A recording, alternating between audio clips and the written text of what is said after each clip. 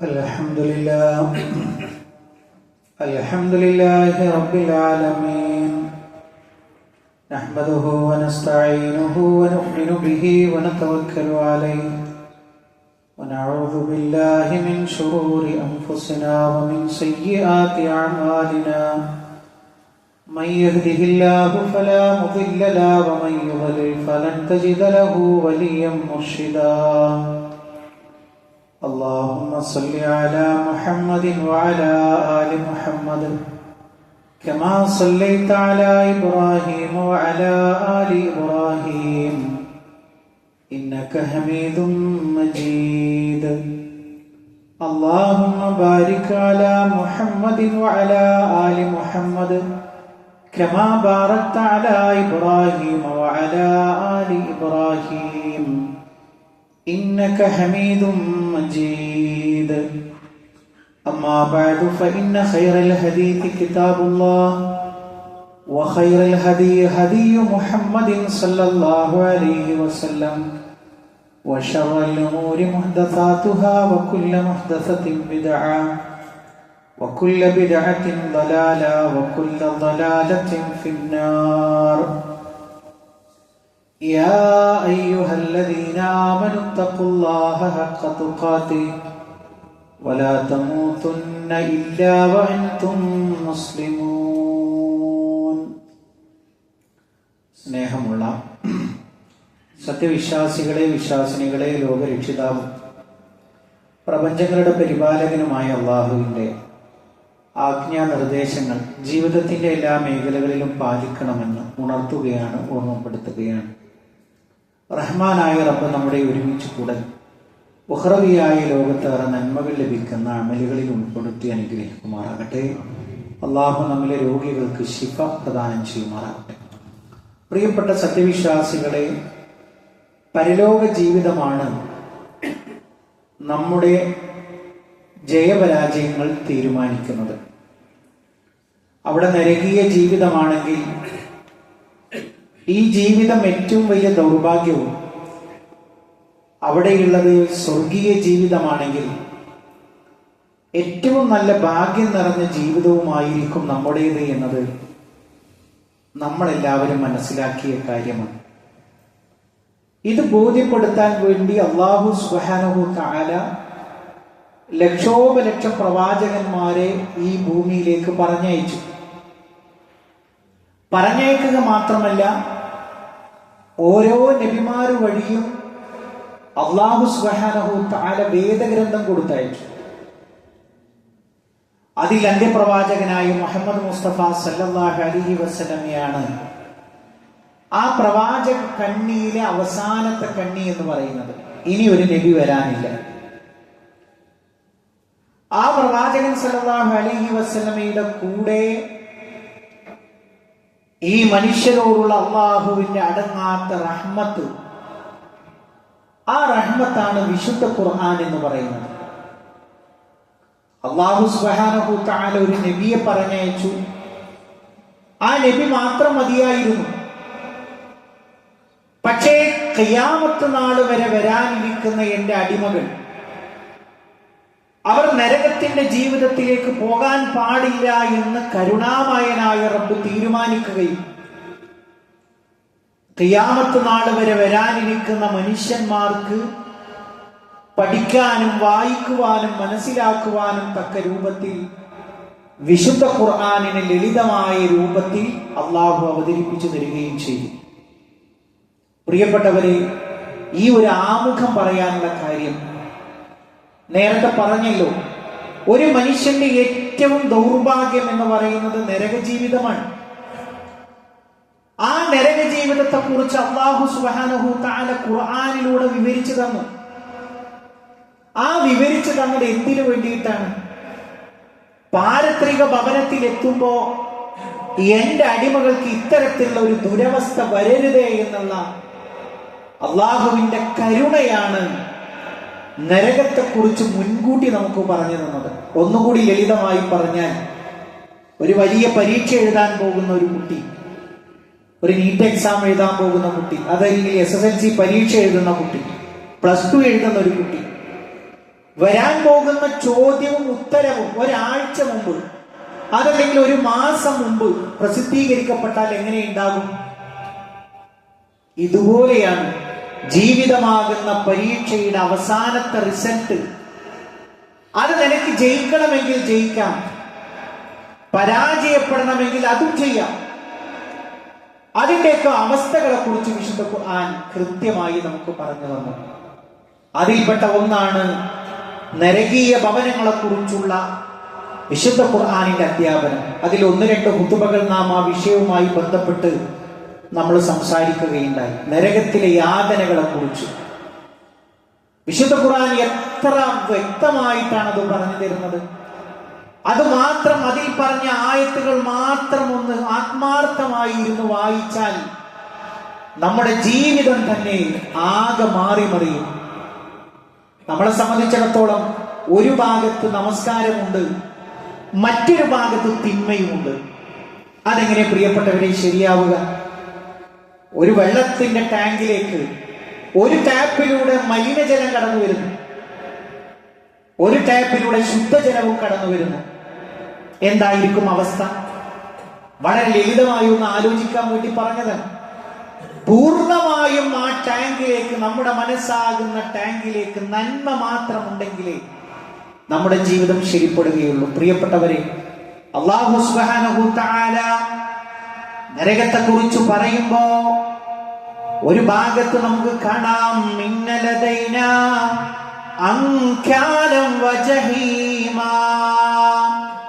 അല്ലാഹു സുബ്ഹാനഹു തആല പറയുന്നു, ഇന്നലദൈനാ, തീർച്ചയായും നമ്മുടെ അടുക്കലുണ്ട്, അൻകാലം വജഹീമാ, കാൽ ചങ്ങലകളുണ്ട്, അതേപോലെ തന്നെ കത്തിയാളുന്ന ജഹീമുണ്ട്,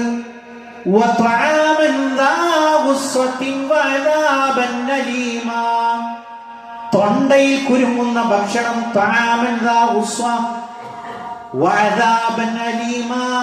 വേദനാജനകമായ ശിക്ഷകളുണ്ട്.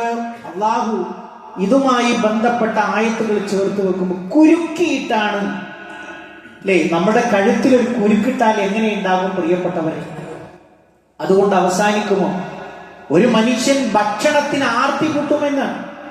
ആർത്തി കൂട്ടുന്ന സമയത്തോ അള്ളാഹു കൊടുക്കുന്ന ഭക്ഷണം എന്ന് പറയുന്നത് അത് തൊണ്ടയിൽ കുരുങ്ങിപ്പോകുന്നതാണ്. ഒരു ചെറിയൊരു മുള്ള് നമ്മുടെ തൊണ്ടയിൽ കുടുങ്ങിയാൽ എത്രമാത്രം അസ്വസ്ഥത നമ്മൾ അനുഭവിക്കും പ്രിയപ്പെട്ടവരെ. ഇത് ആലോചിച്ച് നോക്കൂ. അതാണ് നരക ജീവിതം എന്ത് എന്നതിന്റെ മൊത്തത്തിലുള്ള ഉത്തരം. അവിടെ ജീവിക്കുന്നുമില്ല, അവിടെ മരണവുമില്ല. എന്തായിരിക്കും അപ്പോഴുള്ള അവസ്ഥ? അതുമാത്രമല്ല, വിശുദ്ധ ഖുർആൻ പറയുന്നു, ഖുദൂഹു ഫഗുല്ലൂഹു സുമ്മൽ ജഹീമ സല്ലൂ ثم في سلسلة ذرعها 70 ذراعا فاسلكوه.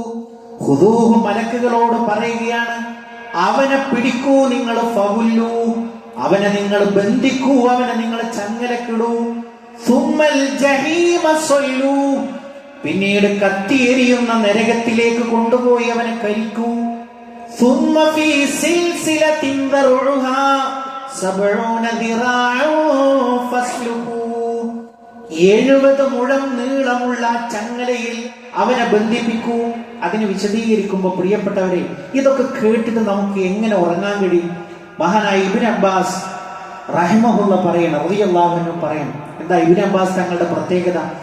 വിശുദ്ധ ഖുർആനിന്റെ ആ ഒരു ബയാനിന് ഏറ്റവും അർഹതയുള്ള വ്യക്തി എന്ന് പ്രവാചകൻ അനുഗ്രഹിച്ച സഹാബി വര്യനാണ് ഇബ്നു അബ്ബാസ് റളിയല്ലാഹു അൻഹു. അദ്ദേഹം പറയണം, തദ്ഖുലു ഫീ ഇസ്തിഹി സുമ്മ തഖ്റുജു മിൻ ഫീഹി. അതായത് ഗുദഭാഗത്തു കൂടി, നമ്മുടെ പിൻഭാഗത്തു കൂടി ചങ്ങലയിട്ട് അത് വായിലൂടെ ഇങ്ങോട്ട് പുറത്തേക്ക് വരും. സുമ്മ യുൻളമൂന ഫീഹാ കമാ യുനളമുൽ ജറാദു ഫിൽ ഊദ്. നമ്മൾ ജറാദിനെ കുറിച്ച് നമുക്കൊക്കെ ഗൾഫ് നാടുകളിൽ പോയ ആളുകൾക്കറിയാം. ചെറിയ വെട്ടുകിളി, ആ വെട്ടുകിളിയെ ഊതിൽ ഇങ്ങനെ തറച്ചിട്ട് ഹീന യുഷ്മി, അതിനെ മശ്വിയാക്കുന്ന, ചുടുന്ന സമയത്ത് അതിനെ ഈ കമ്പിൽ തറച്ചാൽ എങ്ങനെയുണ്ടാകും? ഇതുപോലെയാണ് അല്ലാഹു സുബ്ഹാനഹു തആല ഈ പറഞ്ഞ ആ ഒരു കാര്യത്തിന്റെ അവസ്ഥ എന്ന് മഹാനായ ഇബ്നു അബ്ബാസ് തങ്ങൾ പറയുന്നു. പ്രിയപ്പെട്ടവരെ, ഒരു ചങ്ങലയിൽ നമ്മളെ കോർത്തു വെച്ച് നമ്മുടെ പിൻഭാഗത്തിലൂടെ ചങ്ങല പ്രവേശിച്ച് വായിലൂടെ പുറത്തെടുത്ത് നമ്മളെ ഇങ്ങനെ ഒരു ജറാദിനെ കോലിൽ തറച്ച് ചുടുന്നത് പോലെ ഒരു മനുഷ്യന്റെ അവസ്ഥയെ കുറിച്ച് ആലോചിച്ചു നോക്കൂ. ആ ജറാദിന്റെ സ്ഥാനത്ത് നമ്മളെ ഒന്ന് സങ്കല്പിച്ചു നോക്കൂ പ്രിയപ്പെട്ടവരെ. ദുനിയാവിൽ എന്തു തന്നെ നമുക്ക് കിട്ടിയാലും ഇത് തീർന്നു പോകുമോ? ഒരു ദിവസമാണോ? അല്ല. ഒരു മണിക്കൂറാണോ? അതല്ല. ഒരാഴ്ചയാണോ? അതുമല്ല. പിന്നെയോ അടങ്ങാത്ത ദുരിതം മാത്രമാണ്. അവിടെ സായത്തില്ല, അവിടെ സമയമില്ല. മരണത്തിന് ശേഷമുള്ള ജീവിതത്തെ കുറിച്ചാണ് പ്രിയപ്പെട്ടവരെ ഈ പറയുന്നത്, അല്ലേ? സ്വന്തം വയറ്റിൽ കല്ല് വെച്ച് കെട്ടിയപ്പോഴും ബിലാൽ എന്നവരോട് പറഞ്ഞു, സുമയ്യയോട് പറഞ്ഞു, ലാത്തേ എന്ന് വിളിക്കൂ, ഉൾസേ എന്ന് വിളിക്കൂ. അവരൊരക്ഷരം മറുത്തു പറഞ്ഞില്ല. പിന്നെയോ തന്റെ ശരീരത്തിന്റെ വയറിന്റെ പുറത്തു നിൽക്കുന്ന പാറക്കല്ലിനേക്കാൾ വലിയ പാറക്കല്ലാണ്, വലിയ ദുരിതമാണ് മരണാനന്തരം വരുന്നത്. അഹദ് എന്നല്ലാതെ അവരുടെ നാവുകൊണ്ട് ഉച്ചരിച്ചില്ല. നരകം ബോധ്യപ്പെട്ടപ്പോണ്ടായ ജീവിതങ്ങളെ കുറിച്ചാണ് പറയുന്നത്. പ്രിയപ്പെട്ടവരെ, നമ്മളുടെ കാര്യം എന്തായിരിക്കും നമ്മൾ ആലോചിച്ചിട്ടുണ്ടോ? എത്ര മരണവാർത്തകൾ നമ്മൾ കേൾക്കുന്നു. കഴിഞ്ഞ വെള്ളിയാഴ്ച തുടങ്ങി ഈ വെള്ളിയാഴ്ചയിലേക്ക് എത്തുമ്പോൾ എത്രയെത്ര മരണവാർത്തകളെ കുറിച്ച് കേൾക്കുന്നു, എത്രയെത്ര മാരകമായ രോഗങ്ങളെ കുറിച്ച് കേൾക്കുന്നു. ഒരു ചെറിയൊരു മുഴയായിരുന്നു. ഒരാഴ്ച മുമ്പ് ഒരു ആർത്തുല്ലഹസിച്ച് നടന്നിരുന്ന മനുഷ്യനാണ്. നല്ല കാണാൻ ഭംഗിയുണ്ടായിരുന്നു. ഒരാഴ്ച കഴിഞ്ഞപ്പോ ചുങ്ങി. 2-3 കീമോ ചെന്നപ്പോഴേക്ക് ശരീരമാകെ ചുങ്ങിപ്പോയി. ഇതെന്തു ജീവിതം എന്നത് തോന്നുമാറ് മനുഷ്യന്റെ അവസ്ഥ മാറ്റപ്പെട്ടു കഴിഞ്ഞാൽ ഈ ദുനിയാവാണോ പ്രിയപ്പെട്ടവരെ നമ്മുടെ ജീവിതം? ആലോചിക്കുക.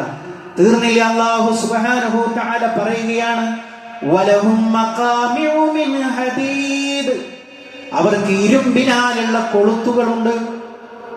കുല്ലമാ റാദു അൻ യഖ്റുജൂ മിൻഹാ, ആ നരകത്തിന്റെ ഭവനത്തിൽ നിന്ന് പുറപ്പെടാൻ വേണ്ടി അവർ വിചാരിക്കുന്നു. എന്തിനാ പുറപ്പെടുന്നത്? മിൻ ഗമ്മിൻ, അങ്ങേയറ്റം വ്യസനത്താൽ. ഉഈദു ഫീഹാ, അതിലേക്ക് തന്നെ അവരെ മടക്കപ്പെടുന്നു. വദൂഖൂ അദാബൽ ഹരീഖ്, അവരോട് പറയും, നിങ്ങൾ ആസ്വദിക്കുക, ടേസ്റ്റ് നോക്കിക്കോ. എന്താ ടേസ്റ്റ് നോക്കുന്ന? വല്ല മധുരപാനീയമാണോ? അല്ല. അദാബൽ ഹരീഖ്, കരിച്ചുകളയുന്ന നരകത്തിന്റെ ശിക്ഷ നിങ്ങൾ ആസ്വദിക്കുക എന്നവരോട് പറയും. നമ്മൾ അവിടെ എത്തിയിട്ട് ഒരാളെയും മൈൻഡ് ചെയ്യുന്നില്ല. എല്ലാവർക്കും അവനവന്റെ കാര്യം മാത്രമാണ് പ്രധാനം. നിങ്ങൾ ആലോചിച്ച് നോക്കൂ. അവിടെ എത്തുന്ന ഒരു മനുഷ്യൻ നിലവിളിക്കണം. ഞാൻ പറഞ്ഞല്ലോ, ഒരു +2 പരീക്ഷ എഴുതാൻ വേണ്ടി പോകുന്ന കുട്ടിയുടെ മുമ്പിലേക്ക് ഉത്തരങ്ങൾ ഇങ്ങനെ പ്രസിദ്ധീകരിച്ചു കൊടുക്കണം. ഇതുപോലെയാണ് ഖിയാമത്ത് ജീവിതത്തെ കുറിച്ച് വിശ്വാസിയുടെ മുമ്പിൽ. അവിടെ മനുഷ്യ, നീ അങ്ങനെ ആവരുത്. ഇതിനേക്കാൾ വലിയ റഹ്മാനായ റബ്ബ് വേറെ ഉണ്ടോ? നമ്മൾ അങ്ങനത്തെ ഒരു ദുരിതത്തിലേക്ക് പെട്ടുപോകരുത്.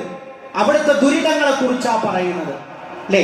നമ്മുടെ വിരൽ തുമ്പുകളെ ശരിപ്പെടുത്തിയവൻ ഈ വിരൽ തുമ്പ് പോലെ മറ്റൊരാൾക്കുണ്ടോ പ്രിയപ്പെട്ടവരെ? നമ്മുടെ കണ്ണിലെ കൃഷ്ണമണിയെ ശരിപ്പെടുത്തിയവൻ. എന്തെല്ലാം സംവിധാനങ്ങൾ നമ്മുടെ ശരീരത്തിന്റെ ഉള്ളിൽ നമ്മൾ അറിയാതെ പണിയെടുക്കുന്നു, അതെല്ലാം സംവിധാനിച്ചവൻ ആ റബ്ബാ പറഞ്ഞത്, പരലോക ജീവിതം ഇങ്ങനെയാണ് കൂട്ടരെ, അതിലേക്ക് നിങ്ങൾ വരല്ല എന്ന് പറയുമ്പോൾ ഒറ്റ മറുപടി വിശ്വാസിയോ, ഇല്ല റബ്ബേ, അതിലേക്ക് ഞാൻ ഒരിക്കലും വരില്ല എന്ന് തീരുമാനമെടുക്കാൻ പ്രാപ്തനാകണം വിശ്വാസി. ഒരാൾ അവിടെ വെച്ചുകൊണ്ട് പറയണം, അവരതിൽ വെച്ച് നിലവിളിക്കുന്നു. എന്താ നിലവിളി എന്നറിയോ? റബ്ബനാ അഖ്രിജ്നാ, അല്ലാഹ് ഞങ്ങളെ പുറത്തു കൊണ്ടുപോകണേ.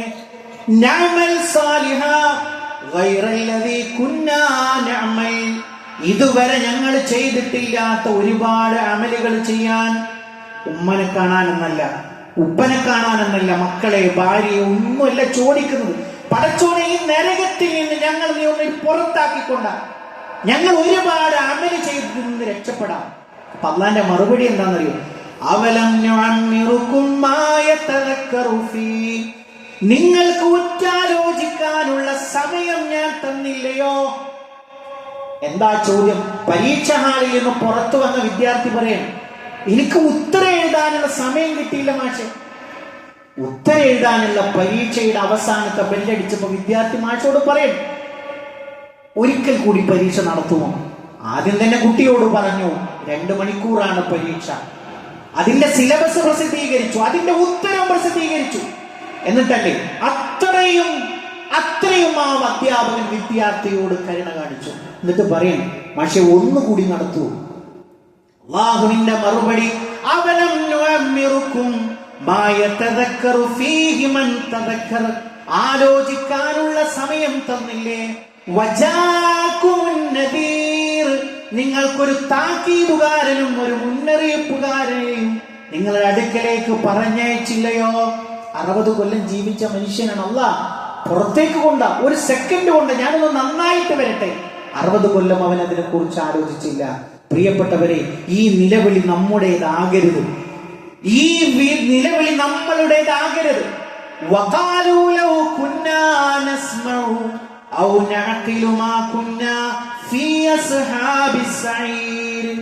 അവിടെ തമ്മിൽ കുറ്റം സമ്മതിക്കുകയാണ്. വഖാലൂ, അവർ പറയുന്നു, ലൗ കുന്നാ നസ്മഉ ഔ നഅഖിൽ, ഞങ്ങൾ കേട്ടിരുന്നെങ്കിൽ, ഞങ്ങളൊന്ന് ചിന്തിച്ചിരുന്നെങ്കിൽ, മാ കുന്നാ ഫീ അസ്ഹാബിസ് സഈർ, ഈ ജ്വലിക്കുന്ന നരകത്തിന്റെ ആളുകളിൽ ഞങ്ങൾ പെടില്ലായിരുന്നു. പ്രിയപ്പെട്ടവരെ, ആ ആലോചിക്കാനുള്ള സമയങ്ങളാണ് കടന്നു പോകുന്നത്. നമ്മൾ ഇങ്ങനെ പാഞ്ഞു പോയിക്കൊണ്ടിരിക്കുന്നു. എത്ര പെട്ടെന്ന് ആ ദിവസങ്ങളും മണിക്കൂറുകൾ കഴിഞ്ഞു പോകുന്നത്. ഒരു കൊല്ലത്തിന് ഒരു മാസത്തിന്റെ ദൈർഘ്യം അല്ലേ? ഒരു മാസത്തിന് ഒരാഴ്ചയുടെ ദൈർഘ്യം, ഒരു ദിവസത്തിന് ഒരു മണിക്കൂറിന്റെ ദൈർഘ്യം, അത്രയേ ഉള്ളൂ. പ്രിയപ്പെട്ടവരെ, വേഗത്തിലാണ് സമയം പോകുന്നത്. ആ സമയം നമ്മൾ എവിടേക്കാ കൊണ്ടുപോയി എത്തിക്കുന്നത്? ഖബറിലേക്കുള്ള ദൂരമാണ് കുറഞ്ഞുകൊണ്ടിരിക്കുന്നത്. അതുകൊണ്ട് പ്രിയപ്പെട്ടവരെ, നിലവിളിക്കുന്ന ആളുകളിൽ നമ്മൾ പെടാൻ പാടില്ല. ഉറ്റാലോചനയുടെ സന്ദർഭങ്ങളിലൂടെയാണ് നമ്മൾ കടന്നു പോകുന്നത്. ആ ഒരു വിഷയം നമ്മൾ പ്രത്യേകമായി നമ്മൾ മനസ്സിലാക്കുക. റഹ്മാനായ റബ്ബ് നമ്മളെ അനുഗ്രഹിക്കുമാറാകട്ടെ.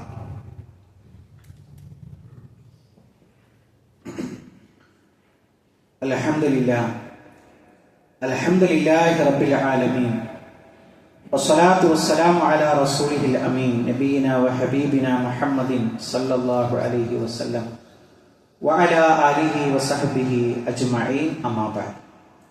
പ്രിയപ്പെട്ട സത്യവിശ്വാസികളെ, വിശ്വാസിനികളെ, ഒരിക്കൽ കൂടി അള്ളാഹുവിന്റെ ആജ്ഞാനിർദ്ദേശങ്ങൾ ജീവിതത്തിന്റെ എല്ലാ മേഖലകളിലും പാലിക്കണമെന്ന് ഉണർത്തുകയാണ്, ഓർമ്മപ്പെടുത്തുകയാണ്.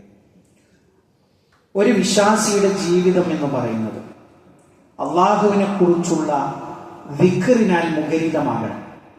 യാ അയ്യുഹല്ലദീന ആമനു ദിക്റുല്ലാഹ ദിക്റൻ കതീറ. സത്യവിശ്വാസികളെ, നിങ്ങൾ ധാരാളമായി അള്ളാഹുവിനോട് നിങ്ങൾ ദിക്ർ ചൊല്ലുക. വസബ്ബിഹൂഹു ബുക്റതൻ വഅസീല. പ്രഭാതത്തിലും പ്രദോഷത്തിലും നിങ്ങൾ അള്ളാഹുവിനെ പ്രകീർത്തിച്ചു കൊണ്ടിരിക്കുക എന്ന് വിശുദ്ധ ഖുർആൻ നമ്മളെ പഠിപ്പിക്കുന്നു. പ്രിയപ്പെട്ടവരെ, ദിക്റുകൾ നമ്മുടെ ജീവിതത്തിൽ എത്ര സമയമാണ് നമുക്ക് ദിക്ർ ചൊല്ലാൻ കിട്ടുന്നത്?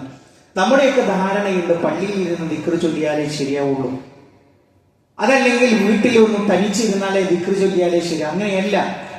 നമുക്ക് യാത്ര ചെയ്യുന്ന വേളയിൽ, നടന്നു പോകുന്ന വേളയിൽ, ഡോക്ടറെ കാണാനിരിക്കുന്ന സമയത്ത് എന്തെല്ലാം ദിക്റുകളുണ്ട്.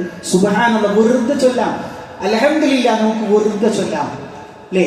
അല്ലാഹു സുബ്ഹാനഹു തആലയുടെ പ്രവാചകൻ നമുക്ക് കൃത്യമായ ഒരു ഉദാഹരണത്തിലൂടെ പഠിപ്പിച്ചു തന്നു. എന്താണ്? പിന്നെ അള്ളാഹുവിന്റെ റസൂൽ സല്ലല്ലാഹു അലൈഹി വസല്ലം ദിക്റിനെ കുറിച്ച് പറയാം. അള്ളാഹുവിന് ഏറ്റവും പ്രിയങ്കരമായ 2 വാക്യം. അതേപോലെ തന്നെ പിന്നെ മീസാനിൽ ഏറ്റവും കൂടുതൽ കനം തോന്നുന്നത് സുബ്ഹാനല്ലാഹി വബിഹംദിഹി സുബ്ഹാനല്ലാഹിൽ അസീം. പ്രിയപ്പെട്ടവരെ, അങ്ങനത്തെ ഒരു ജീവിതം അല്ലെങ്കിൽ പിശാച് നമ്മൾ കൊണ്ടുപോകും. എത്ര ആളുകളാണ് മൊബൈലിലേക്ക് നോക്കിയിട്ട് അതിങ്ങനെ ഇരിക്കുന്നു. എത്ര സമയമാണ് അവർ പാഴാക്കിക്കൊണ്ടിരിക്കുന്നത്? ആയുസ്സിലെ വിലപ്പെട്ട സമയം. പ്രിയപ്പെട്ടവരെ, നമ്മളൊക്കെ മൊബൈൽ ഉപയോഗിക്കുന്ന ആളുകളാണ്. നമ്മൾ എപ്പോഴെങ്കിലും ആലോചിച്ചിട്ടുണ്ടോ? ഒരു പിന്നെ അങ്ങാടിയിൽ നമ്മളൊരു സാധനം വാങ്ങാൻ പോയി. അപ്പൊ ആ ഒരു ബുദ്ധിമാനായ വ്യക്തിയാണെങ്കിൽ എന്ത് ചെയ്യും? അയാള് ആ സാധനം കിട്ടുന്ന കട അന്വേഷിച്ച് അവിടെ പോയി സാധനം വാങ്ങി വേഗം നമ്മുടെ വീട്ടിലേക്ക് തിരിച്ചു വരും. ഇതുപോലെ ഒരു അങ്ങാടിയാണ് മൊബൈൽ എന്ന് പറയുന്നത്. നമുക്ക് എല്ലാവർക്കും അറിയാം, കൂടുതൽ അതിനെ കുറിച്ച് പറയുന്നത്. അതിൽ ഏതെങ്കിലും ഒരു അങ്ങാടിയിൽ പോയി അയാൾ എല്ലാ കടയിലും കയറി ഇറങ്ങി ഇങ്ങനെ നടക്കുന്ന ഒരു വ്യക്തിയെ കുറിച്ച് ഒന്ന് ആലോചിച്ച് നോക്കൂ. കടക്കാരൻ ചോദിക്കുന്നത്, എന്തിനാ വന്നത്? ഇല്ല, ഒന്നുമില്ല, ഞാൻ കട കാണാൻ വന്നതാണ്. നമ്മൾ എത്രമാത്രം പരിഹാസ്യരാക്കി അയാളൊരു കഥ ആലോചിച്ചു നോക്കും. കട കാണാൻ വന്ന കണ്ടോളി, കണ്ടിട്ട് പോയിക്കോളി. ഇതേപോലെ രാവിലെ എഴുന്നേറ്റ് വൈകുന്നേരമാകുന്നത് വരെ എല്ലാ റീലുകളും, എല്ലാ സോഷ്യൽ മാധ്യമങ്ങളിലെ എല്ലാ വാർത്തകളും വായിക്കുന്ന ഒരു വസ്തുവിനാ മനുഷ്യനെ പറ്റൂ. അവന്റെ ആയുസ്സാണ്. ഒരു മത്സ്യത്തിന് വെള്ളം എത്രമാത്രം അത്യാവശ്യമുണ്ട്. ഇതിനർത്ഥം ഇതൊന്നും നോക്കരുത് എന്നല്ല. അതിൽ നമുക്ക് അത്യാവശ്യം, അതിൽ ജോലി എടുക്കുന്ന മനുഷ്യന്മാരുണ്ടാവും. അതിൽ എന്താണോ അത്യാവശ്യം വേണ്ടത് അത് നോക്കി നമ്മൾ തിരിച്ചു വരിക എന്നുള്ളതല്ലാതെ പ്രിയപ്പെട്ടവരെ, നമ്മുടെ ആയുസ്സിനെ കളഞ്ഞു കുളിക്കുന്നു എന്തെല്ലാം വഴികളുണ്ട്. നമ്മളൊന്ന് ആത്മാർത്ഥമായിട്ട് ആലോചിച്ചു നോക്കൂ. അതായത് അള്ളാഹു ഒരു 60 വയസ്സ് വരെ നമുക്ക് ജീവൻ തന്നു. ഒരു തവണ ആദ്യ അവസാനം ഖുർആൻ നമ്മൾ പാരായണം ചെയ്തിട്ടുണ്ടോ? നമ്മൾ ആലോചിക്കേണ്ട പ്രിയപ്പെട്ടവരെ, ഒരക്ഷരത്തിന് 10 നന്മയാണ്. ഒരക്ഷരത്തിന് ഒരു അലിഫ് ലാം മീം എന്ന് പറഞ്ഞാൽ 30 നന്മ നമുക്ക് കിട്ടി. നമ്മൾ ആലോചിച്ചിട്ടുണ്ട് പ്രിയപ്പെട്ടവർ, ഈ ആയുസ്സിനടക്ക് ഒരു തവണയെങ്കിലും ഖുർആൻ നമുക്ക് ആദ്യ അവസാനം ഓതാനുള്ള ഭാഗ്യം കിട്ടിയിട്ടുണ്ടോ? എത്ര ആയത്തുകളുടെ അർത്ഥം നമുക്കറിയാം. പ്രിയപ്പെട്ടവർ, ഇത് കണ്ടിട്ടാണ് നമ്മുടെ മക്കൾ വളരുന്നത്. ഉപ്പ മൊബൈൽ നോക്കുന്നത് കണ്ടിട്ടാണ് നമ്മുടെ കുട്ടികൾ വളർന്നു വരുന്നത്. അവർക്ക് ഏതൊക്കെ പ്രാർത്ഥനകൾ അറിയാം. നമ്മുടെ ഉമ്മയുടെ കരുതലല്ലേ പ്രിയപ്പെട്ടവരെ വജ്ജഹത്ത് നമ്മൾ പഠിച്ചത്. സുജൂദ് ചെയ്യാൻ നമ്മൾ എങ്ങനെ പഠിച്ചത്?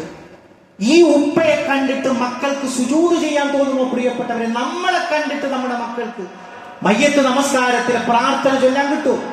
നമ്മുടെ ഉപ്പയുടെ കരുതലല്ലേ പ്രിയപ്പെട്ടവരെ ഇങ്ങനെ നമ്മളെ വന്ന് ഇരുന്ന് പ്രാപ്തരാക്കിയത്? ആ ഉമ്മയുടെ പ്രാർത്ഥനയല്ലേ, ഉപ്പയുടെ പ്രാർത്ഥനയല്ലേ, ദീനിനോടുള്ള അവരുടെ അടങ്ങാത്ത താല്പര്യമല്ലേ പ്രിയപ്പെട്ടവരെ ഇങ്ങനെ വന്നിരിക്കുന്ന രൂപത്തിലേക്ക് നമ്മളെ മാറ്റിയത്? നമ്മളെ കണ്ട് നമ്മുടെ കുട്ടി വരൂ പള്ളിയിലേക്ക്? ആലോചിക്കും പ്രിയപ്പെട്ടവരെ. ദുനിയാവിലെ നമ്മൾ ഇവിടെ ജീവിച്ചു എന്നതിന്റെ അടയാളങ്ങളാണ് നമ്മുടെ മക്കളും നമ്മുടെ കുടുംബവും.